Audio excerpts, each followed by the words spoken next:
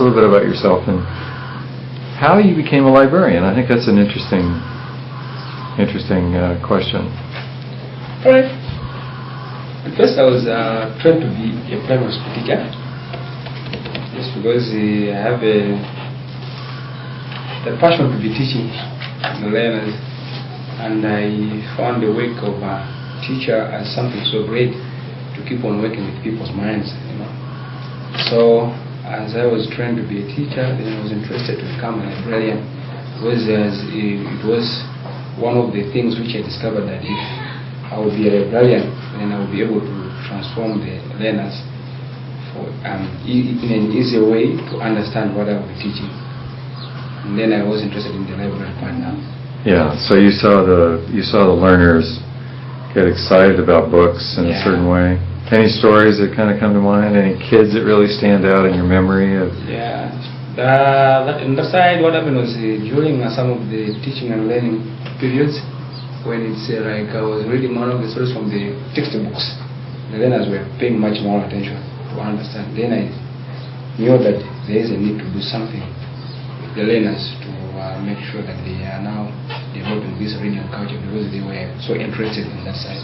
Yeah. So I decided to become a librarian in such a way. Yeah. So you were really tapping into their imagination and capturing their attention. Sure. Was it different, in the library with a book?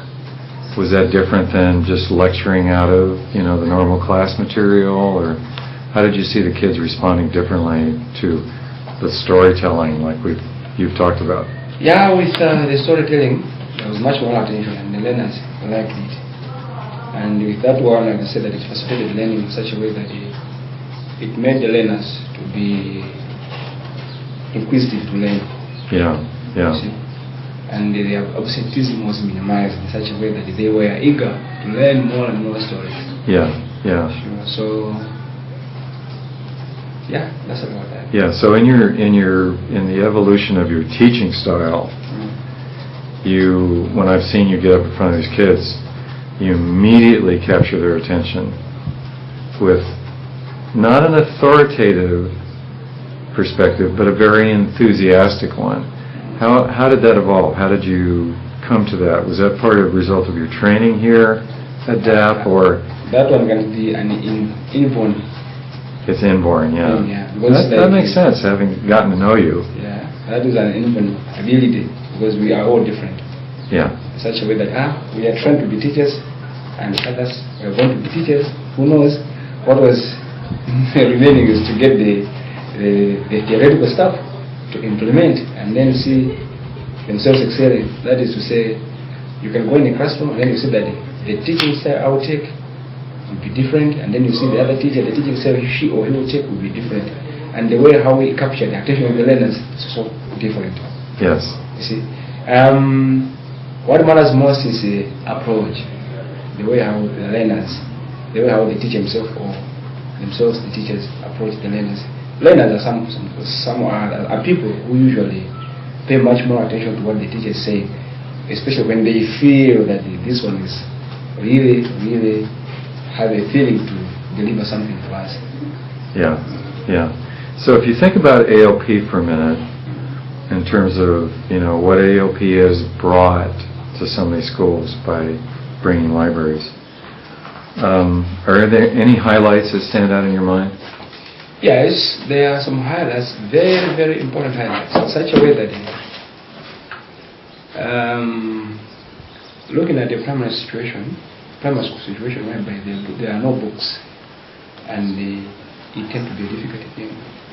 So with ALP, an entry was made whereby we discovered that with the books, the learners started performing well, not only in the class as well as in terms of critical thinking, because the books are of different levels and are having different fun games and logical thinking. That is, critical thinking is being applied.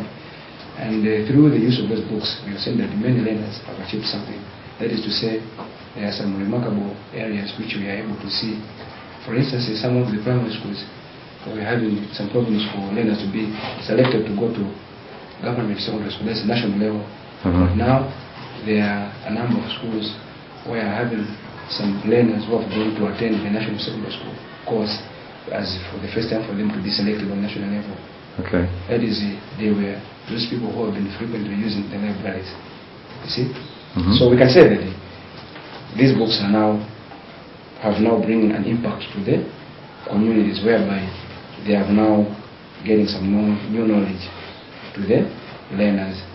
That is that about the usefulness of the books. So if you think into the future, what sort of things would you like to see ALP achieve, or what things can ALP, working in partnership with DAP, achieve? Do you think, looking several years down the road, not just the number of libraries, but sort of like, the vision for the impact of ALP? Yeah, there are so many things we can be implementing, especially with ALP, in partnership with DAP. Because we, as DAP here, we have been moving out, especially to see the libraries. We don't take that for granted because we know we have lots of things, and then we do this on a voluntary basis here. So, I can say that if there will be an intervention of ALP as well, in following up each and every single step we are taking to assist, then everything will be achieved.